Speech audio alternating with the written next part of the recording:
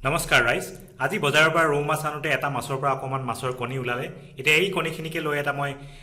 recipe বনাবলৈ ওলাইছো recipe মানে হল মাছৰ কণী ফ্ৰাই তাৰ কাৰণে মই এই কণীখিনি ধুই লৈছো ধুনিয়াকে আৰু আমাক লাগিব এটা পিয়াজ এনেকৈ কাটি লৈছো আৰু দুটা জলকীয়া এনেকৈ মাজতে ফালি লৈছো এতিয়া আমি কেৰাহীটো উঠাই দিওঁ কেৰাহীটোত নতুন তেল দিয়া নাই আগতে অলপ আগতে মাছ ভাজা যিখিনি তেল আছিল সেইখিনিতে আমি ফ্ৰাই কৰিম তেলখিনি গৰম হোৱাৰ লগে লগে ইয়াত দি দিম পিয়াজ আৰু জলকীয়া ভালকে লৰাই দিম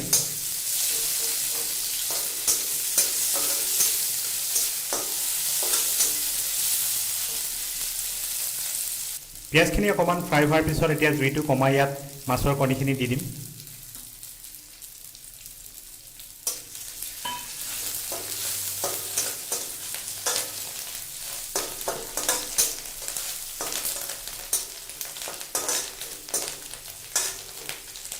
এতিয়া ইয়াত দিম জোখমতে নিমখ আৰু হালধি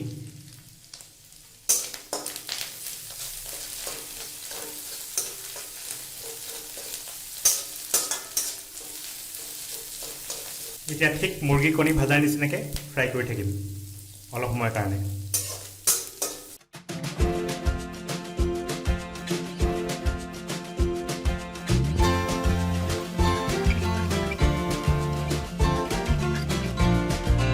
এনেকৈ অলপ 2-3 মিনিটমান ফ্ৰাই কৰাৰ পিছতে আমাৰ এইখিনি ৰেডি হৈ গৈছে মাছৰ কণী ফ্ৰাই এতিয়া আমি ইয়াৰ পৰা নমাই প্লেটত ছাৰ্ভ কৰিম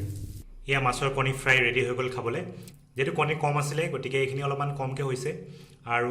আপোনালোকৰ যদি এনেকুৱা কেতিয়াবা লাগ ভাল থাকে মাছৰ লগত মাছৰ কণী আহি যায় বজাৰৰ পৰা মাছ আনোতে তেতিয়া এনেকুৱা ৰেচিপি বনাই খাব পাৰে ধুনীয়াকৈ কণী ভাজাৰ নিচিনাকৈ মুৰ্গী কণী যেনেকৈ ভাজি খায় তেনেকৈ ধুনীয়াকৈ ভাজি খালে হ'ল খাবলৈ বিৰাট টেষ্টি আশা কৰোঁ আমাৰ আজিৰ এই ছুটিৰ ৰেচিপিটো চাই আপোনালোকে ভাল পালে যদি ভাল পালে ভিডিঅ'টো লাইক কৰিব শ্বেয়াৰ কৰিব আৰু মটাৰ এনহনি চেনেলটো ছাবস্ক্ৰাইব কৰিবলৈ নাপাহৰিব